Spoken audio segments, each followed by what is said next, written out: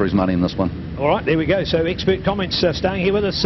Spiders come back. We've got Ian with us, so we'll have 4 guys all up. We've got the team Mad Love Media and the family to come back again, so the young kids can get up there and watch dads and friends and that on the racetrack. Nice start. Nobody get better. I tell you what, Sloane Frost, though the better from the way, he gets the run on the inside. Is he going to take it into the corner? Yes, you betcha he is, and a way to go through there as we head down through 1, 2, and now with 3. Of course, that tide line with the cement dust on the outside following the truck explosion of a few weeks ago. They ran through Castrol this time and looking nice as they exit, and a beautiful freight train to develop, probably a little bit early for any slipstreamer to go on, but nice run out there with a chopper. I think we've got Andrew looking all the class up in there as well, John Ross, Scott Moyer and Tony Rees, who John is here to support as he has done for a long time. Between the 2 of them, they've got a combined age of we won't go there, and a lot, and more importantly some great experience over a few good years. The one to look out for now will be Sloane Frost, coming out of this famous McKissick, and the nice run that we watch, and we get a real opportunity here to see them because they're perfectly at right angles, and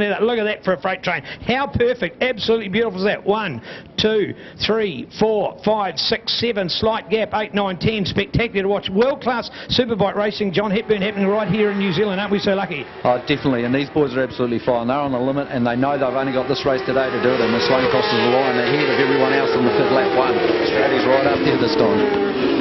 Great to see and keen to pick up on, and I've got Ian and Spider. We'll do Spider next, and then Ian Templeton to follow as well, but Spider through there, remembering this is really the last for them, Spider, and I think they know there's a 6-week break, so they would have chosen their best tyres. Oh, definitely, and Stroud's on fire. He's in 4th place. He comes out of that Castrol corner, gets a bit of tail end waggle. What's he do? Pops the front wheel up, still wiggles a bit, but he is absolutely on fire. I tell you what, this man, I sometimes think he's Superman. I can tell you I've never seen Superman and Andrew Stroud in the same room. 4 years having a gap from the sport, done a bit of classic racing, post-classic racing, but then he gets out there and comes and has a win last weekend. He's got the ability to win this weekend, but I don't know. I'm going to put on my money on John Ross with the turbo suspension machine. You know, Sloane is doing extremely well. Sloane Frost, I know his wife Lexi and young kids Chase and Nixon will be watching at home. Hope they're enjoying watching Daddy do it, but Daddy doesn't need a big lot of points. He's leading the championship, so if John Ross can get past him, possibly let him go. Scotty Moyer there in 3rd place. His tyre just went off within 1 lap. He dropped 2 seconds a lap there at one stage. His tyre just went off, so I think he's had a change and gone from an SC0 to an SC1. He's done 103s here on a 07 bike there some years ago with the SC2, so I think he's going to go back to those for this race. But there is Andrew Stroud in 4th place, followed by Tony Rees, and I think that's Alistair Hugenboozem and Jake Lewis there. Seen a pass there along the back straight, and that looks like I think Al passed Toby, so that must have been James Smith further up on the Honda there. And just as we watch all the riders settle into position, I was talking to some of the teams earlier as the temperature was rising, and they said that they'll be much closer to their setup that they had yesterday with the raising track temperatures. They expect a lot more grip and they expect a lot more pace as the race wears on. So hopefully the tyres will be able to keep up with that. But the racing at this stage is fantastic with Sloane Frost in 1st place. And who's that in 2nd, Spider? John Ross in 2nd. John Ross in 2nd place. We've got 7 people in the 104s out the front. 105 for Toby Summers, Alistair Hugenboozem and Dylan Tilford in the 104s, so that's absolutely sensational. We're now dropped into the 3s. We've got a 3838 for Sloane Frost and a 3930 for Johnny Ross. Scotty Moyer's on a 3993, so the pace is different. There comes Scotty Moyer down that back straight there, gets up beside John Ross. I think John Ross has got the wider line just a little bit later on the braking, but definitely a battle going on for 2nd place, and meanwhile Sloane Frost has broken a gap of maybe about 12 bike lengths. Neil Ritchie. Yeah, making it move and making it fast and making it hard as well, and here at the moment with John Hepburn, who loves watching the race unfold. John giving his thumbs up when Spider had said before he was putting his money there on John Ross. We're not quite sure of all the tyre tricks that have been done, but certainly John, you'd save your best tyre for the last one at the moment. There they are back in the same positions they were from that previous lap. Nobody changing in that top group at the moment, but just as close. Yeah, definitely, and lap 3 of the race, look at the lap times that are coming out of there. 103.8, that's unbelievable. Sloane Frost, John Ross at 103.9. There's 1/10 of a second as they cross the line for the 4th time right now, and they've just dropped down a little bit slower on that lap by a 10th overall. But you've got Sloane Frost, John Ross, Scott Moyer, Andrew Stroud, Tony Rees, James Smith, Jake Lewis, Toby Summers, Alistair Hugenboozem, Dylan Telford, James Hugenboozem, Dan Ormsby, Ray Clear and Aaron Scott. That's your field as it takes over now. All right. Sloan Frost opening it up down the back straight. Already a not quite a half a second lead. 0.2 of a second in behind. Second place is Scotty Moyer. Scotty Moyer had a win here 3 seasons ago. He also took a win down at Invercargill last weekend, taking a win at Taupo and set a lap record at his home track on the Penny Holmes Suzuki GSXR 1000. And certainly a man that's on fire. But everybody's on fire in this class. We're looking out for them coming the hairpin, and they're closing up. Definitely, I'll tell you who's closing up there in 5th place. Tony Rees is closing up on Andrew Stroud. Tony Rees is closing up. The gap between 1st and 2nd is getting a little less. It was 0.445 of a second as we went across the last lap. They come into the bus stop.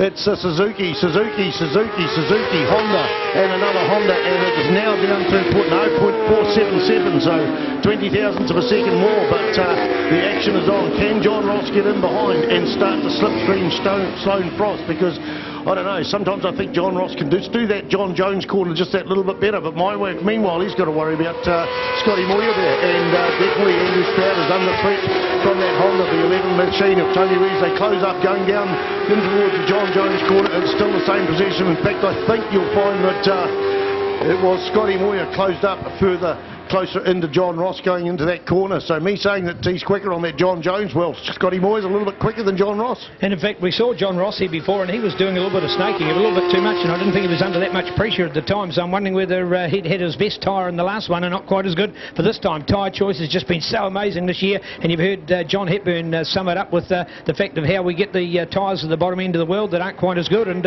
maybe, of course, they were made last year, and the same tyre that's made is going to sit over a winter at about -10 degrees in some country, and probably be better for those when they get to use them when their season starts to warm up in a few months to come. But I think we're going to get an idea, maybe with World Super starting up coming shortly, whether that tyre problem has rolled on for these guys. But more importantly, it's a great race unfolding here in New Zealand. World Class Superbikes happening right here in your track. This is Levels, the Timaru International Raceway. Look at that, Sloan Frost out in front, then go to John Ross, then go to Scott Moyer. Look at the 3, they've opened it out at the moment as we look out for Andrew Stroud, and just when Andrew looks to close in on the tail of Scott Moyer, we see that Tony Rees closes in on him. So it's one of those catch-22s whereby you can find all of a sudden that you get in a position whereby you think you're going to be attacking, and all of a sudden you've got to defend your spot.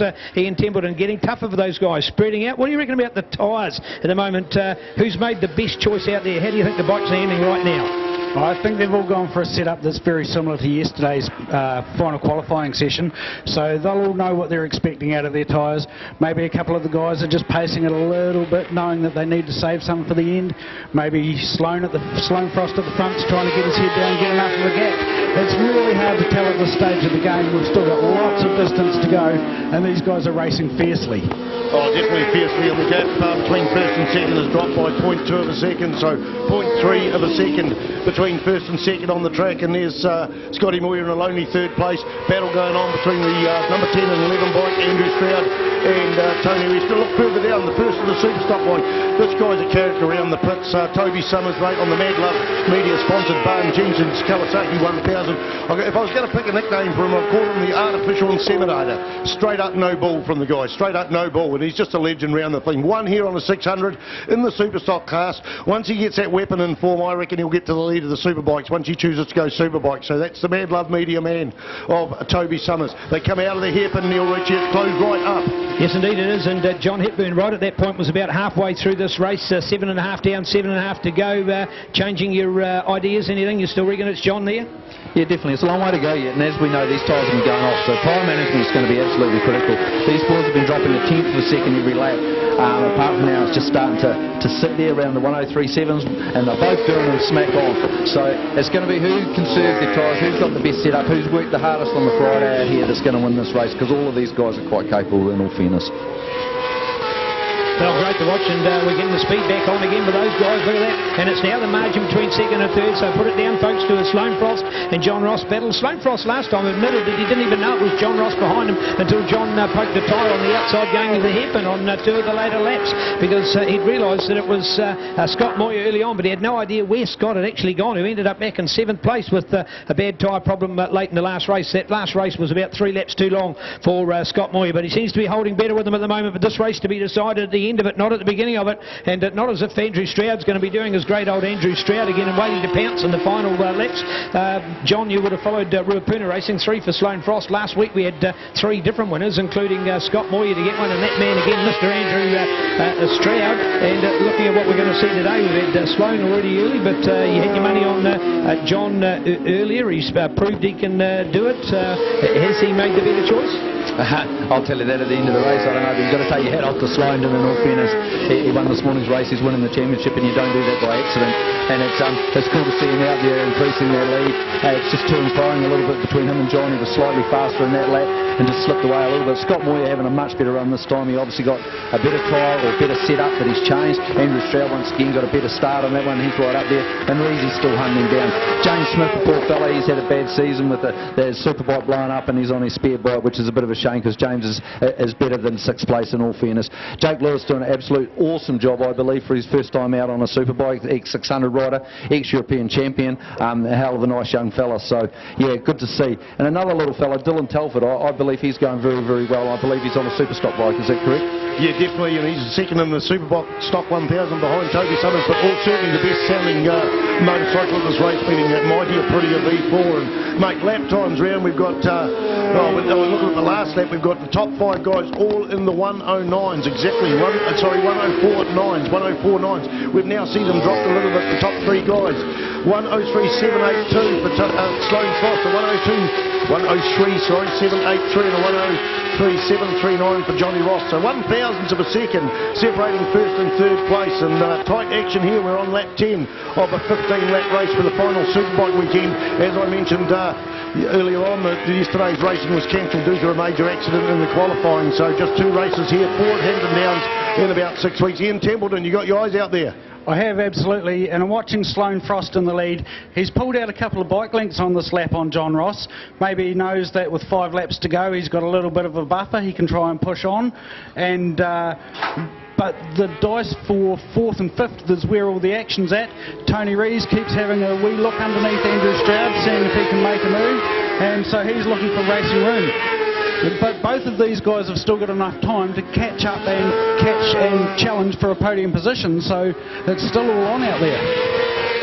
Oh, definitely, they're all on back further through the field. Jake Lewis is having a big ding-dong with Alistair Hugenboozem there. Jake on the Suzuki, Alistair on the Honda, and in behind him, the man I mentioned before, Toby Summers, has just dropped off the pace a little bit. All these other 2 guys have just upped the ante just that little bit. We've got the super stock bikes circulating in the 105. The 104.621 was the best lap time for Toby Summers. Dylan Telford's the quickest man of the super stock 1000s on a 104.548. So 2 riders in the 103s on that last lap, Sloane Frost and Scotty Moyer. So maybe John Ross has just slowed off the pace and might slip down to 3rd. They're coming out, I think, of the hairpin at the moment, coming out of the hairpin and now in towards that bus stop. The big battle going on between number 10 and 11. Tony Rees trying his hardest to get through 9-time Superbike champion Andrew Stroud there on the Suzuki GSXR 1000. The close up, in fact, I think this might be Tony's lap coming across the start-finish line and tries up on the inside. No, settles in behind there and just takes it through there. Gap out in the lead by 0.6 of a second. I know TSS Red Baron manager and owner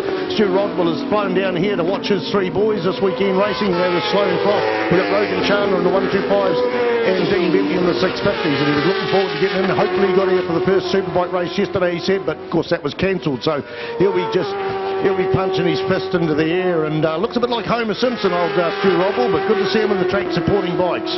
Indeed, well. Keen to look out for our super stock class and these 1000 standard bikes, and Toby Summers. I'm taking my hat off today to Dylan Telford because Toby's normally had a bigger buffer than that over Dylan, so to see Dylan close that down and John Hepburn, Dylan Telford riding out there on the Aprilia, you can feel for him on a nice bike like that. Yeah, definitely. They've probably come a long way since I last rode an Aprilia, but they're definitely a beautiful bike. But the top 3 now have closed right up. And in their last lap, I don't know whether Sloane made a slight mistake at the top end, but it's definitely John Ross a little bit closer. And the man on the move is Scott Moyer. He's obviously got this bike handling very, very well. And the battle still goes on for 4th and 5th between Andrew and Tony. It's just, that's going back for the last 30 years. Mate, look at the lap time. Scotty Moyer, a blistering 103.5. John Ross a 103.7 and Sloane Frost a 103.9.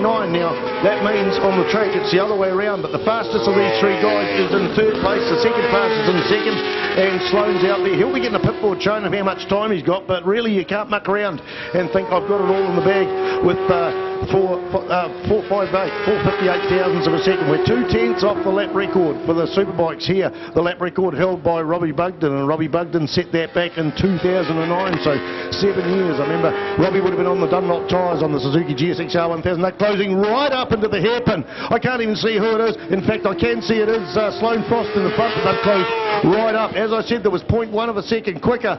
The bike in second place was quicker than the bike in first place, and the bike in third was even first, so they closed right up there. The white flag is out, the last lap here, and Moyer tries up on the inside as they go into turn one.